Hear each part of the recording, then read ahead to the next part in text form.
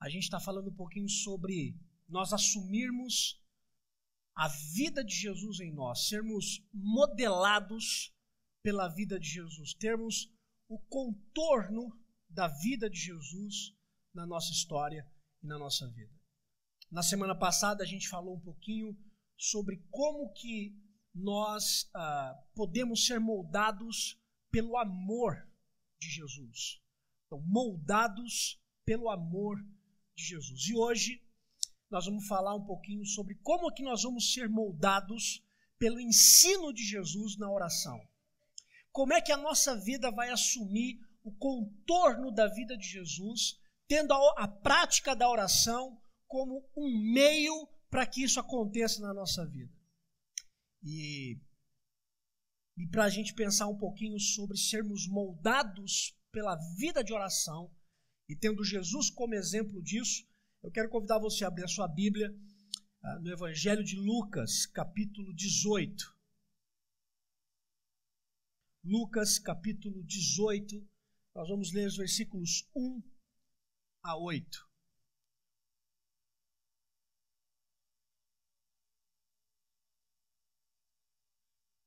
Lucas, capítulo 18.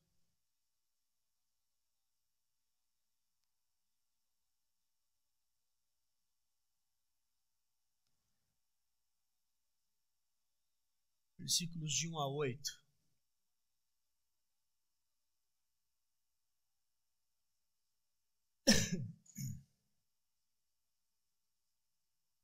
Vamos orar antes de ler a palavra. Senhor, fala mais uma vez conosco. Em nome de Jesus, nós vamos ler a tua palavra e que sejamos moldados e transformados por aquilo que o Senhor quer falar e fazer na nossa vida hoje. Em nome de Jesus eu oro. Amém. Lucas 18, 1 a 8, diz assim a palavra do Senhor. Disse-lhe Jesus uma parábola sobre o dever de orar sempre e nunca esmorecer.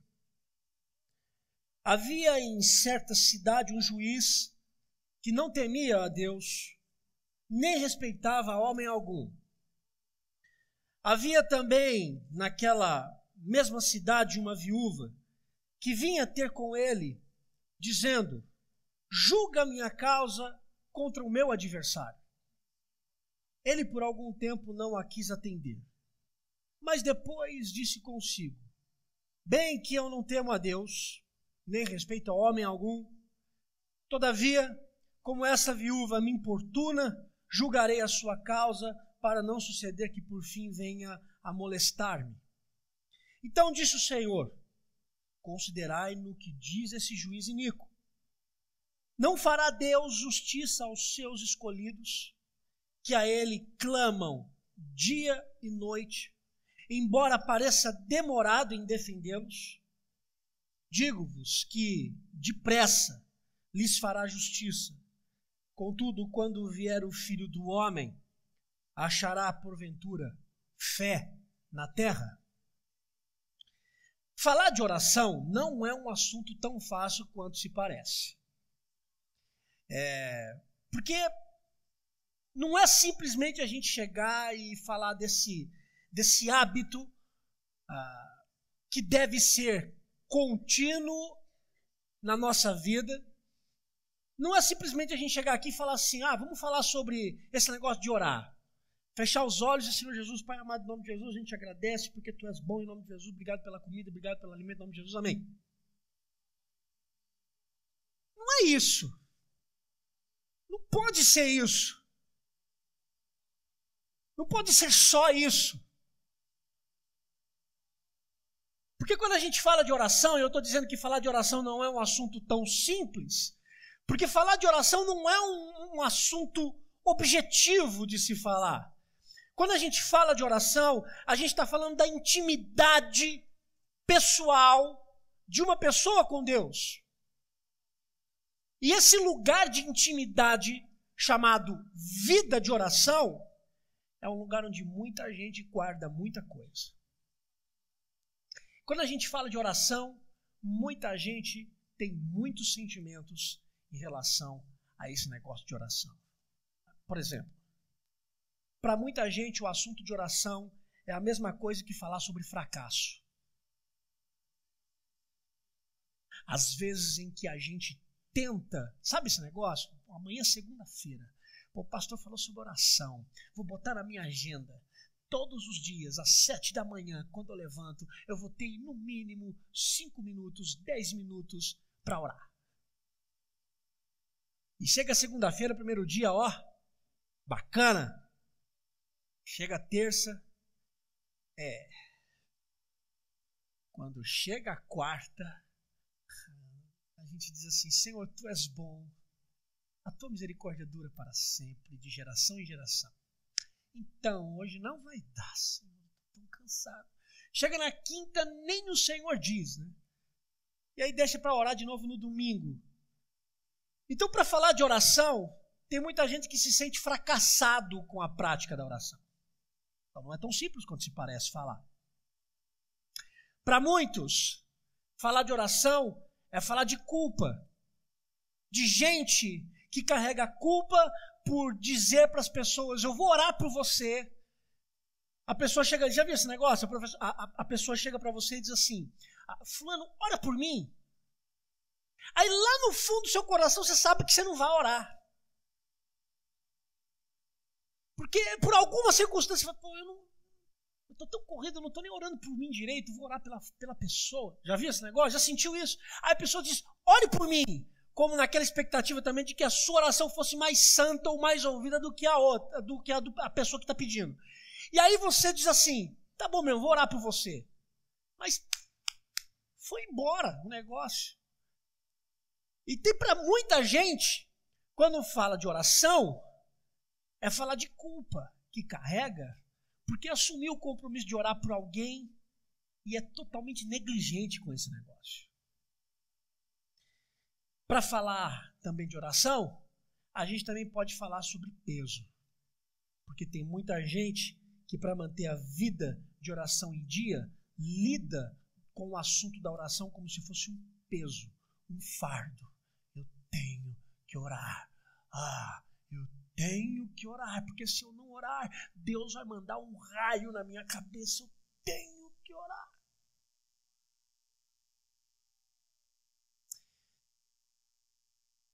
Para todas essas circunstâncias e para todos esses exemplos, nós temos que, de alguma forma, tentar tirar do campo do exercício espiritual a oração. O que também ela é. A oração é também um exercício espiritual. Mas eu gostaria de fazer um esforço para a gente poder tentar junto, tirar um pouco a oração desse exercício espiritual e trazer a oração, o assunto da oração para o campo relacional. Porque ela também é relação. Um dos pais da igreja, Clemente de Alexandria, ele disse algo muito interessante sobre oração. Ele disse que orar é você estar na companhia de Deus. Simples. Orar é você estar na companhia de Deus. E é isso mesmo. Porque a oração, ela é mais relação e menos performance. Na Bíblia, quem estava muito preocupado com a performance na oração eram os fariseus, que gostavam de mostrar o quão oravam diante das pessoas. E Jesus confronta essa ideia de performance na oração, dizendo, se você quer orar, entra no teu quarto, fecha a porta e fala com teu pai, que está em segredo. Então, oração é muito mais relação do que performance. A oração é uma resposta à amizade e ao amor de Deus. Agostinho disse que para a gente viver bem, vai depender do modo como a gente vai reordenar os nossos afetos. E ele também tinha razão. Porque se você mantém Deus como um programa religioso, domingo eu vou à igreja, vou botar uma roupa de ver Deus e vou falar com Deus. Se no domingo ou durante toda a sua vida, você vê Deus como um programa religioso, o que é que vai ser oração? Um peso, um programa, uma barganha, um jeitinho. Mas se a gente pegar a tese do Agostinho de reordenar os nossos afetos, e a gente entender e manter uma relação afetuosa com Deus por meio da oração, toda a nossa vida vai ser reorganizada a partir de Deus, inclusive o modo como a gente vai orar. Inclusive o modo como a gente ora. Jesus reorganiza a nossa vida. Jesus nos redireciona. Jesus nos ensina a orar. Aliás, não foi isso que os discípulos fizeram? Chegou um certo momento, os discípulos chegaram para Jesus e disse para eles, para Jesus, olha, ensina a gente a orar. Ensina-nos a orar. Então Jesus ensina os discípulos a orar. E hoje também não é diferente. Porque o texto que eu escolhi para a gente falar um pouquinho sobre sermos moldados pela vida de oração, tendo Jesus como exemplo, esse texto que a gente leu é mais um dos exemplos de Jesus ensinando-nos a orar. E para ensinar a gente a orar, Jesus conta uma história. Jesus conta uma parábola. A parábola não é difícil de entender. Ela é simples. A parábola é o seguinte: diz Jesus que morava numa mesma cidade uma viúva e um juiz. A viúva estava com um adversário. Ela tinha um problema para resolver. E esse problema tinha que ir para o tribunal. E nessa mesma cidade tinha um juiz. O problema é que esse juiz não dava a mínima para esse negócio de Deus. E o juiz não dava a mínima para as pessoas que procuravam a ajuda dele. Mas diz a parábola que essa mulher, todos os dias, chegava na cara do juiz e dizia: resolve a minha vida. Resolve a minha vida. E no outro, resolve a minha vida. E no outro, resolve a minha vida. Insistentemente, todos os dias, essa mulher fazia isso. E aí diz a história que o juiz se cansa dessa mulher e diz assim: bom, eu vou julgar a causa dela para que eu não fique irritado com essa mulher, para que eu não faça absolutamente mais nada contra, para que eu não faça nada contra ela. Então eu vou ouvir a queixa dessa mulher e vou resolver isso para não ver ela mais. E aí Jesus aplica essa parábola dizendo: se esse juiz fez justiça ao ouvir essa mulher, o Pai de amor não faria justiça aos seus escolhidos? A gente vai detalhar um pouquinho essa história para a gente poder aprender com Jesus um pouquinho sobre oração. Veja o que diz o versículo 1 do capítulo 18. O versículo 1 diz que essa história trata sobre a importância e o dever de orarmos sem a gente nunca esmorecer. Orar sem nunca esmorecer. O dever de orar e nunca desistir de orar. Bom, aí a gente já tem duas perguntas para fazer no primeiro versículo. Por que a gente ora mesmo?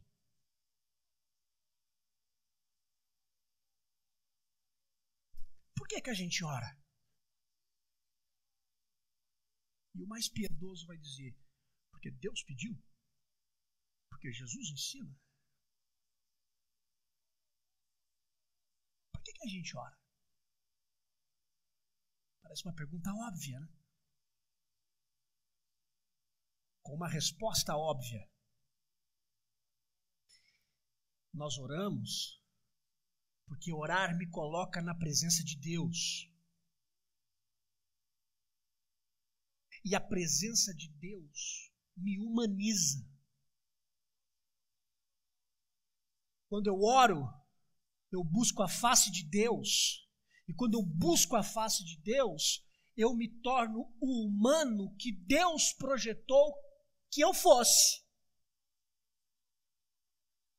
É por isso que eu oro.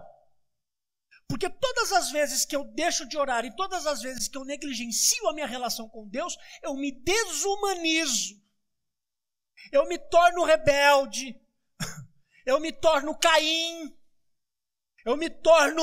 Eu sou tomado pelos bichos que estão dentro da minha alma e começo a reproduzi-los nas minhas relações, no modo como eu penso. Então eu oro, porque quando eu oro, eu me coloco na presença de Deus, e quando eu me coloco na presença de Deus, eu me torno o humano que Ele projetou que eu fosse. É por isso que a gente deve orar. Orar nos humaniza. E se a gente sabe, pelo menos de modo mais simples, se a gente sabe que a gente deve orar, por que muitas pessoas esmorecem na oração?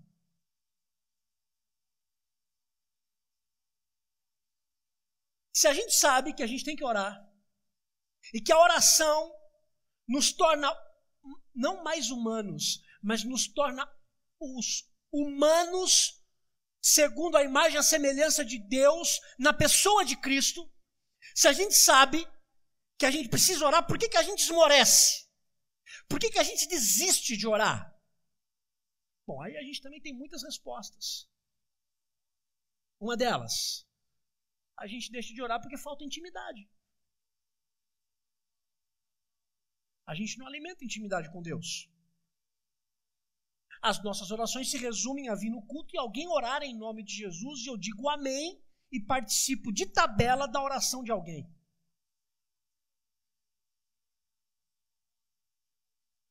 Então a gente desiste de orar porque nos falta intimidade. E se nos falta intimidade, a gente não sabe quem é Deus. E se a gente não sabe quem é Deus, a gente nunca vai entender esse negócio de viver com Deus no mundo. E se a gente não sabe como é que a gente vive com Deus no mundo, então a gente não sabe como é que é ser igreja. E se a gente não sabe como é ser igreja, a gente não sabe o que é ser povo de Deus. E se a gente não é povo de Deus, acabou. Então a gente não ora porque a gente não tem intimidade. Outra resposta, tem muita gente que esmorece e tem muita gente que deixa de orar porque está frustrado. Frustrado com a ausência de respostas positivas àquilo que se tem pedido. Tem muita gente que deixa de orar porque pediu tanto algo para Deus, clamou tanto a Deus por uma situação, e a resposta positiva nunca apareceu, que desistiu de orar. Então, não dá mais para mim esse negócio. Eu sou cristão, mas eu não vou orar mais.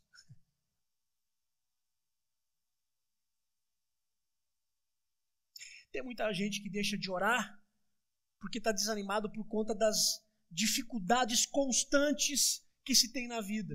Vence uma dificuldade, quando acaba e você acha que vem a maresia, vem outra. E quando você acha que vem uma paz, vem outra. Então é tribulação em cima de tribulação. E aí as pessoas dizem assim, meu Deus, não tem um tempo de paz. E aí por estar tão cansado, por estar tão ferido na vida, e por estar tão pesado e desanimado por conta das circunstâncias, já não consegue mais orar. Tem gente que deixa de orar por conta de prioridades que são distorcidas. Gente que prioriza outras coisas no lugar de Deus. Tem dessas pessoas também. E quando a gente fala desses dilemas, a pergunta pontual, a tônica para nós é como é que nós vamos encontrar o ânimo para continuar a orar. Como é que a gente vai encontrar ânimo para continuar a orar, entendendo às vezes que a situação não vai mudar? Como é que nós vamos desenvolver a oração como uma relação ao invés de uma tarefa religiosa? Essa é a parábola que vai tentar trabalhar isso na nossa vida. E quando a gente olha para essa parábola, a gente precisa entender que a parábola ela é bifocal. Ela trabalha em duas vertentes. Ela trabalha na nossa vida, primeiro um aspecto interno, e depois ela trabalha um aspecto externo. Ela é bifocal. Tá? Vamos tentar analisar e vamos tentar avaliar primeiro esse aspecto interno do que a oração tem para a minha vida e tem para a sua vida. Jesus fala de uma viúva. E a situação da viúva na época de Jesus, ela não é uma situação favorável. A viúva na época de Jesus, ela era esquecida. A viúva na época de Jesus encontrava algumas dificuldades sociais. A sociedade deveria ajudar as viúvas. E a gente também encontra um certo desleixo na ajuda, porque quando a gente chega em Atos, o que é que a igreja em Atos enfrenta? O mesmo problema. Estão esquecendo as viúvas. As viúvas não estão sendo servidas. Então a gente tem que eleger os diáconos para ajudar, porque os apóstolos não estão dando conta do trabalho. Ser viúva na época de Jesus era enfrentar alguns problemas sociais. Então, já tem o problema de ser viúva. E se já não bastasse esse problema, a viúva da história tem um adversário. Ela tem uma pessoa que se levantou contra ela e que se tornou inimigo dela por uma situação que a gente não sabe qual é. Mas a viúva, ela tem um adversário. E na história, a gente tem a impressão de que essa viúva não tinha ninguém que defendesse ela. A gente tem a impressão de que ninguém iria defender ela. E Jesus coloca, contando a história, Jesus coloca essa viúva numa situação de tensão muito grande. Mas o que essa mulher faz?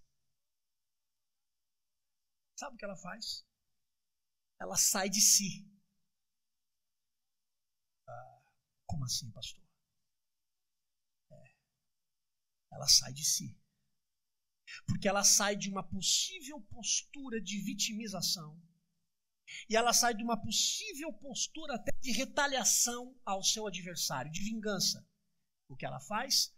Ela não cai na vitimização e ela também não busca vingança ou retaliação. Ela vai até o juiz. E na história que Jesus conta, buscar o juiz é orar e buscar a Deus. O que Jesus ensina é que quando eu e você, nós vivemos a tensão na vida de qualquer evento na relação interpessoal, quando eu e você vivemos uma tensão nas relações interpessoais, nós não devemos cair no vitimismo. E também a gente não deve cair na vingança. A postura que a gente tem que ter é orar. Mas quem é esse juiz?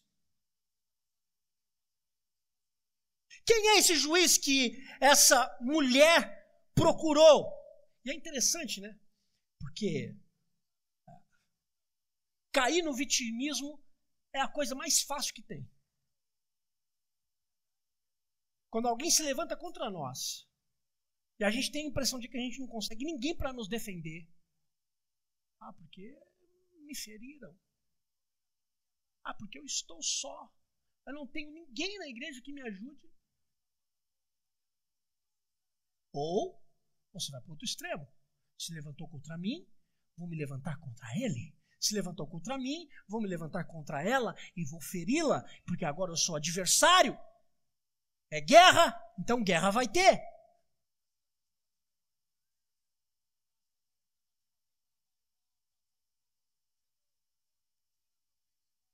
Jesus está dizendo que essa mulher não ficou dizendo para o espelho, tadinha de mim, eu não tenho ninguém que me ajude. E ela também não se levantou para um embate pessoal de retaliação ao adversário. Ela tomou o caminho certo. Eu vou falar com o juiz. E Jesus diz que buscar o juiz nessa história é como orar. Mas quem é esse juiz? O versículo 2 diz que esse juiz, ele não está nem aí para Deus e esse juiz não está nem aí para as pessoas. Esse juiz não está nem um pouquinho interessado em saber quem é Deus. Ele não respeita Deus. E esse juiz também não está nem um pouquinho interessado na causa alheia. Sabe o que é que Jesus faz? Jesus usa de contrastes para ensinar alguma coisa. Ele pega o exemplo de um juiz que é ruim e que faz justiça. Para dizer o quê? Ele está dizendo o seguinte: olha, o pior no homem contra o que há de melhor em Deus. Se esse juiz, que não dá a mínima para Deus e que não dá a mínima para homem nenhum, fez justiça, imagine Deus que é bom. Imagine Deus. Jesus disse que o juiz não quis julgar a causa da viúva por um tempo. Ele se manteve duro, resistente. O que também nos ensina que na nossa vida de oração nós vamos passar por testes, nós vamos passar por provas, para que eu e você venhamos a perseverar ou não na nossa fé e no propósito que está nos conduzindo a Deus. E como é difícil a gente ter que lidar com situação que a gente coloca diante de Deus, tendo a impressão de que a gente ora, que a gente coloca, mas a situação não muda. Como é difícil ter que lidar com algumas situações na nossa vida em que a gente ora, e a impressão que se tem é que o céu não se move com aquilo que a gente clama. E aí passam-se anos, e tudo continua do mesmo jeito.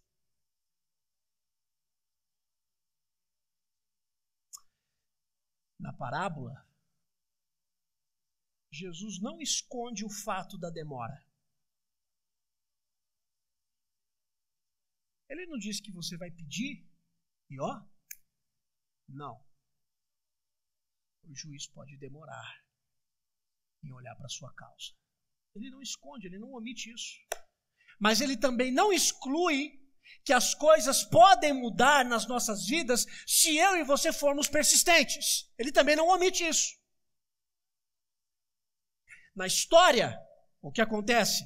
A insistência da viúva conduziu o olhar do juiz à misericórdia.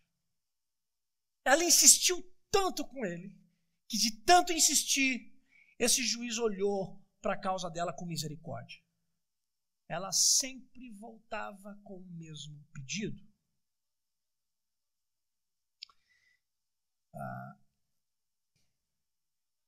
E aqui, a gente começa a entrar num assunto que tem tomado o meu coração nos últimos tempos.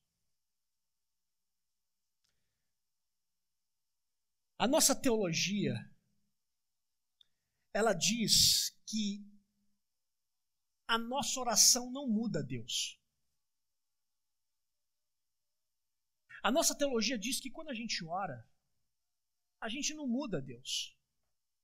Quem muda somos nós. Nós é que mudamos quando nós oramos. Eu concordo. Mas aí, em certo sentido, se quando a gente ora, nós mudamos e não Deus, então quando nós oramos, a mão de Deus não é mexida quando a gente ora. Quando a gente ora, a gente não desloca a mão de Deus com a nossa oração. Por quê? Porque Deus nunca é pego de surpresa. Se Deus nunca é pego de surpresa, a gente ora, então é meio que já estava orado sem a gente orar. Já estava resolvido antes que a gente pensasse em resolver a questão. Porque Deus está sempre um passo à frente. E se a gente pensar sempre nisso, aí a gente cai numa outra pergunta. Gente, por que eu vou orar mesmo? Por que eu vou orar? Porque se a minha oração não movimenta a mão de Deus, ele não, então segue o jogo sem orar e seja o que Deus quiser. A gente está tão acostumado com as verdades de Deus, em lidar com as verdades de Deus, com o óculos teológico que mais nos agrada, que a gente precisa sempre dar uma resposta a qualquer assunto dentro dessa nossa perspectiva. E eu não estou dizendo que isso é errado, não. Porque em qualquer assunto, eu e você, a gente sempre tem uma abordagem teológica para o assunto. Mas o perigo é Deus ser colocado, dentro da nossa caixinha de perspectiva. E ele tem que atuar dentro da nossa caixinha de perspectiva. Ele tem que atuar ali dentro. Ele se resume na atuação dentro da nossa expectativa. Nós temos que enjaular Deus dentro da nossa razão. E aí, dá a impressão da figura de um Deus um tanto quanto inerte. Um Deus que não se movimenta à medida em que a gente clama. Porque ele já sabe de tudo o que vai acontecer.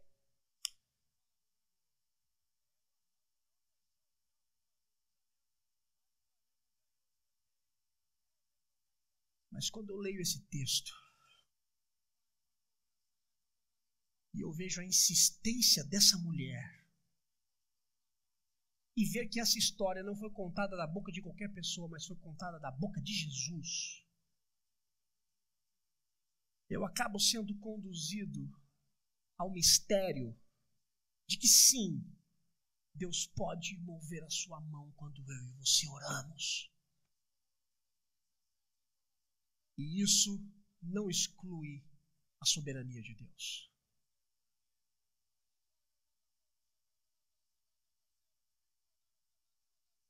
Eu entendo que quando a gente ora, nós somos transformados quando nós oramos. Mas eu também creio que quando nós oramos, a gente vê a mão de Deus se movimentando quando a gente ora. Então as duas verdades caminham juntas. Quando eu oro, eu sou transformado. Mas quando eu oro, a minha oração também movimenta a mão de Deus, sim. Tim Keller, ele disse que Deus permite que o mundo esteja, em certo sentido, sob o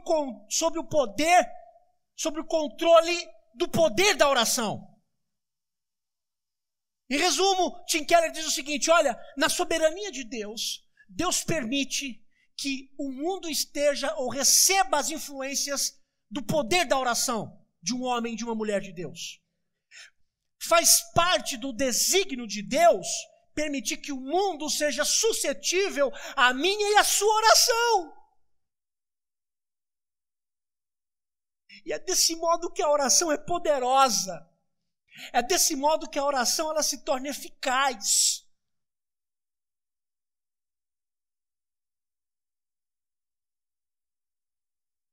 Então a gente não precisa ter medo de orar.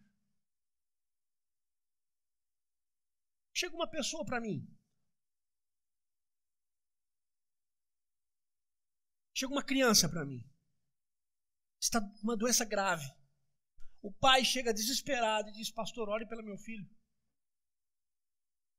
A gente fica com tanto medo desse negócio. Sabe qual é a nossa oração?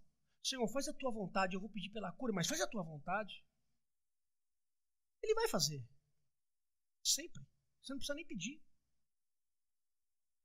Eu quero crer num Deus que atua enquanto nós oramos, sim.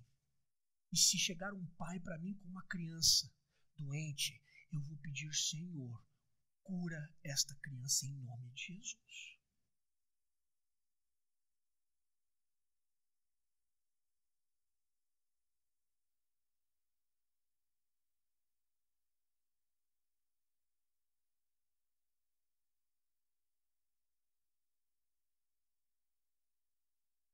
Eu não quero crer na figura de um Deus duro, que não se movimenta quando a gente ora. A gente não pode cair num ponto extremo da teologia em dizer que a soberania de Deus é suficiente, ponto. Ela é suficiente, ponto. Mas quando a gente ora, Deus movimenta a sua mão, mesmo Ele sendo soberano, porque Ele se importa com o que eu e você clamamos. Desse modo, a oração ela é poderosa. E nesse modo, a oração ela é eficaz. Por isso, quando Jesus fala da viúva que insiste em uma situação, quando Jesus fala da viúva insistente, Ele está convidando a mim e a você a gente ocupar o mesmo lugar na nossa vida. Ele está convidando eu e você a ocupar esse mesmo lugar. Pensando que na nossa insistência, Deus pode mover a mão sim, enquanto eu e você clamarmos todos os dias, e chegarmos diante do rei, e chegarmos diante do juiz, como essa viúva que insiste pela causa. Senhor, olha para mim. Senhor, olha para mim. A parábola diz que ela vinha ter com ele. No original é o sentido de ia todos os dias.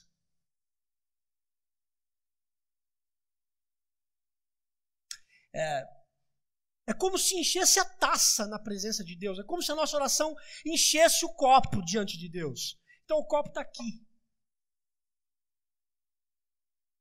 Aí você começa a orar. Senhor, tem misericórdia. Não, Senhor. Eu preciso de misericórdia. Senhor, eu preciso da tua misericórdia. Senhor, eu preciso da tua misericórdia. E fazer transbordar.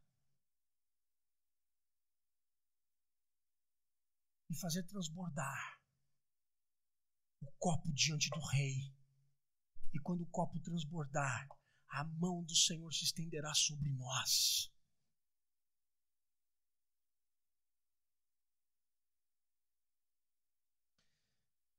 Quando a gente percebe esse movimento de oração, o nosso interior é transformado, porque a gente desfruta de um Deus que está em movimento.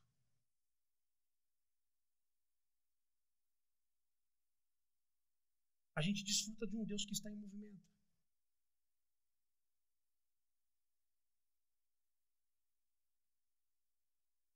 Eu fico pensando na história de Ezequias. Lembra dessa história? Deixa eu esvaziar o copo para orar de novo.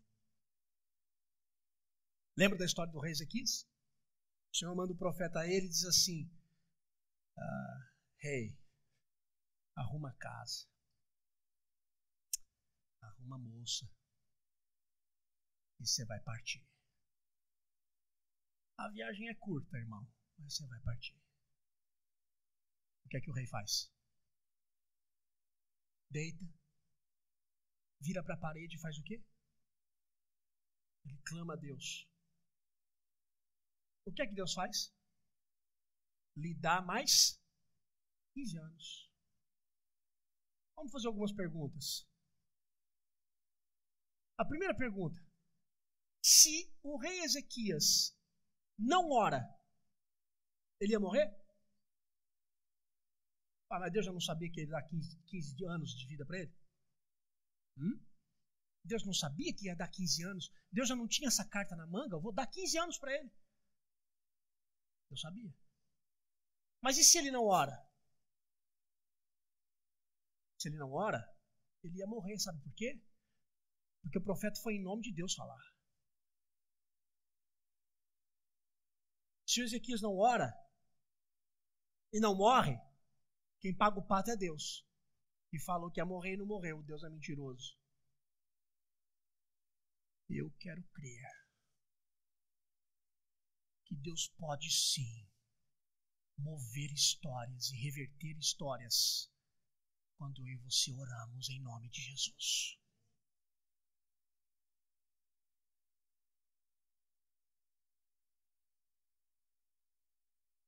Sabe por quê? Porque Ele se importa. Porque Ele se movimenta. Porque a nossa causa interessa a Deus. Porque Deus não é um juiz indiferente às nossas causas. E ser indiferente não exclui o tempo de demora. Como também não exclui o fato de Deus milagrosamente fazer imediatamente aquilo que nós oramos. Porque o que Jesus nos chama a fazer e nos incentiva é orar com insistência. Porque esse é o movimento interno. Quando eu e você orarmos com insistência, Deus vai mudar o nosso coração, sim, mas também Deus pode movimentar o mundo em relação àquilo que você está orando. Mas há também um movimento externo. Esse é o movimento interno, esse é o movimento da oração que acontece dentro da gente. O que acontece fora de nós quando a gente ora. O versículo 8 é muito interessante no capítulo 18. Versículo 18 diz: digo-vos que depressa lhes fará justiça. Contudo, quando vier o Filho do Homem, achará porventura fé na terra? O versículo 8 é interessante para esse segundo movimento da oração como movimento externo. Porque por meio da nossa oração, Deus opera justiça no mundo. Eu vou repetir. Por meio da nossa oração, Deus opera justiça no mundo. E esse mesmo ponto está também relacionado à espera, está também relacionado à demora do versículo 7. Não fará Deus justiça aos seus escolhidos, que a Ele clamam dia e noite, embora pareça demorado em defendê-los? Como é que a nossa oração movimenta o mundo externo a nós? E como é que isso se relaciona com espera e demora? Bom, para poder explicar, eu preciso voltar um pouquinho no capítulo 17, porque é o contexto mais próximo e vai dizer para nós como é que se aplica a esse versículo do capítulo 18. O capítulo 17 de Lucas está falando sobre a vinda do reino. O reino de Deus chegou. E Jesus fala sobre isso. Nos versículos 20 e 21, ele fala que o reino de Deus já está aqui, porque Jesus inaugurou o reino. Ele inaugurou o reino. E aí Jesus continua falando. E quando ele vai falando sobre o reino de Deus, ele fala que a vinda do reino vai ser repentina. E para falar sobre essa chegada do reino de modo repentino e poderoso, ele dá dois exemplos. Ele dá o exemplo de Noé e dá o exemplo de Ló. Ele diz: como foi nos tempos de Noé, onde as pessoas comiam, as pessoas bebiam, as pessoas se casavam, davam-se em casamento, não estavam preocupadas com a vida, e do nada veio um dilúvio, assim será o dia em que o Filho do Homem se manifestar. E aí ele dá o segundo exemplo. Como foi nos dias de Ló, onde as pessoas viviam, comiam, não se preocupavam com aquilo que estavam fazendo, e após Ló ter saído de Sodoma e Gomorra, caiu inesperadamente fogo do céu e consumiu toda aquela cidade, assim será o dia em que o Filho do Homem se manifestar. Jesus está falando do quê? Da sua vinda, da sua segunda vinda. Quando o Senhor Jesus voltar, vai ser repentino, vai ser estrondoso, e ninguém vai ficar esperando, vai ser repentino e poderoso. É isso que ele está dizendo. A pergunta que eu faço é: quando foi que Jesus disse isso? Disse isso aqui. Faz pouco tempo? Muito tempo. Mais de 2000 anos ele falou isso. Vai ser repentino. Vai ser repentino. Passa-se o tempo. Passa o tempo, nada acontece. E as pessoas achando que com Deus tudo acaba em pizza. A demora entra na discussão. E enquanto se demora, o nosso mundo é afetado por tragédia e por maldade. E com a demora, o que acontece no meio das pessoas que oram? Desânimo. As pessoas já não oram mais pela vinda de Jesus, porque ele falou isso há tanto tempo. O mundo está uma tragédia. O mundo está mal. Tem gente rindo do furacão que está pegando lá a Flórida e os Estados Unidos. Tem gente rindo. Eles não são ricos. O mundo é mau.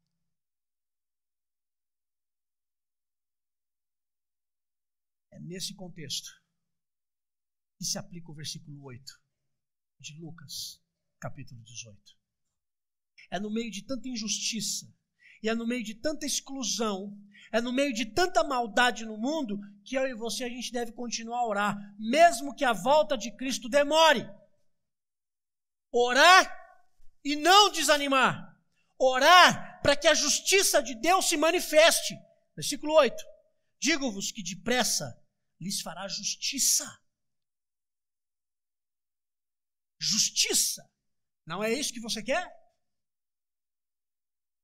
Não é isso? Quando você olha para o Brasil, não é justiça que você quer? Quando você olha para algumas atrocidades morais, não é justiça que você quer? Sabe qual é a justiça de Deus? Jesus. Não é a sua. A justiça tem nome. É Jesus de Nazaré. Ele é a justiça de Deus. E ele vai se manifestar. E quando a justiça de Deus se manifestar com a vinda do Filho, a justiça foi feita. A justiça não está na sua mão. A justiça não está na mão de ninguém. A não ser nas autoridades cabíveis e levantadas por Deus para assim exercer a sua tarefa para organizar uma sociedade. Mas mesmo assim, essas estão debaixo da justiça divina. O que eu e você devemos fazer no mundo é simples. Ir até Deus com insistência da viúva da parábola e clamar. Clamar para que a justiça de Deus seja feita no mundo que sofre. E a justiça é a volta do Rei Jesus. Vem, Senhor Jesus. Vem, Senhor Jesus. Essa é a nossa oração. Vem, Senhor Jesus. Todos os dias, todas as horas. Vem, Senhor. O que Jesus nos ensina é que quando a gente ora com perseverança, nós somos curados. Curados na nossa alma, quando as angústias invadem os cômodos mais profundos do nosso coração. E ao invés da gente ficar lambendo o nosso vitimismo, ao invés da gente ficar se pronunciando para o mundo como uma coitada e um coitado abandonado pelo mundo, ao invés de você ficar promovendo a vingança por aqueles que se levantam contra você, você é curado quando você ora. Você deixa de se lamber e você deixa de se vingar. Você ora. E quando você ora, você é curado. Já encontrou pessoas dizendo assim, não estou curado. O que lhe falta para a cura?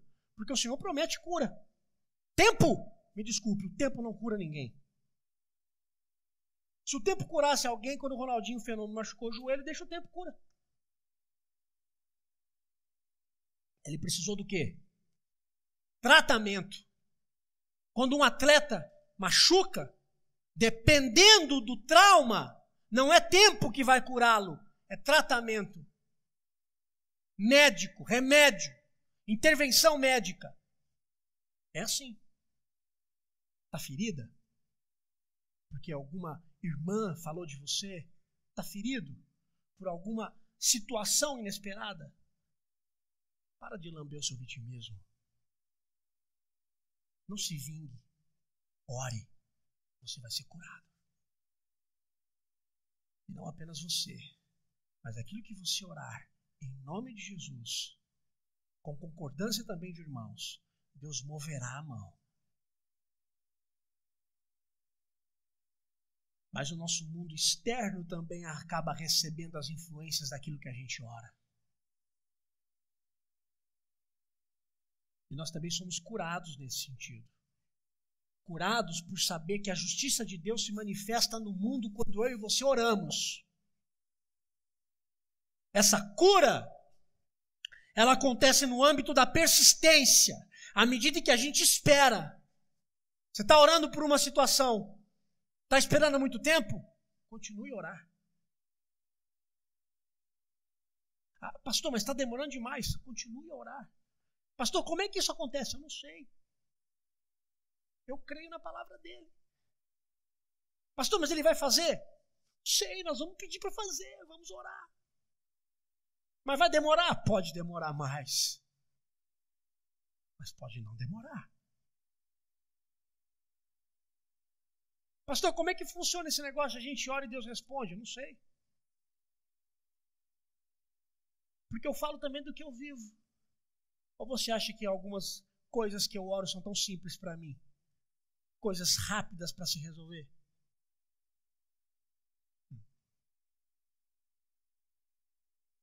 Essa cura, ela acontece em nós à medida que a gente persevera enquanto ora, na persistência da espera, cientes de que o ouvido do Senhor se inclina para ouvir aquilo que a gente está falando.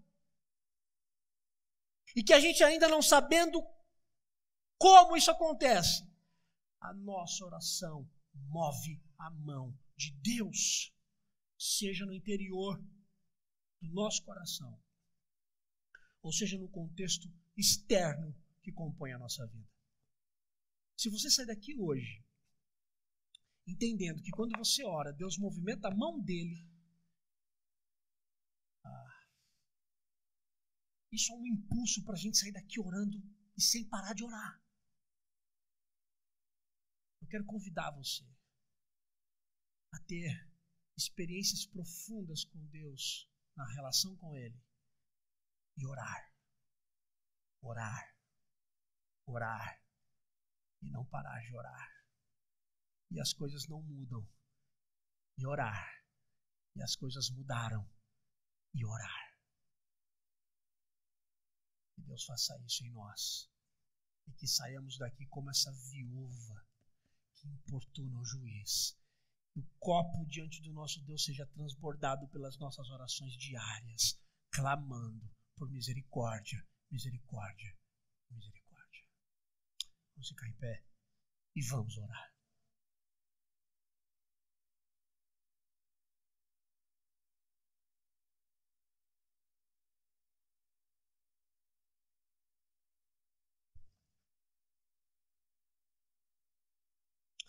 Senhor,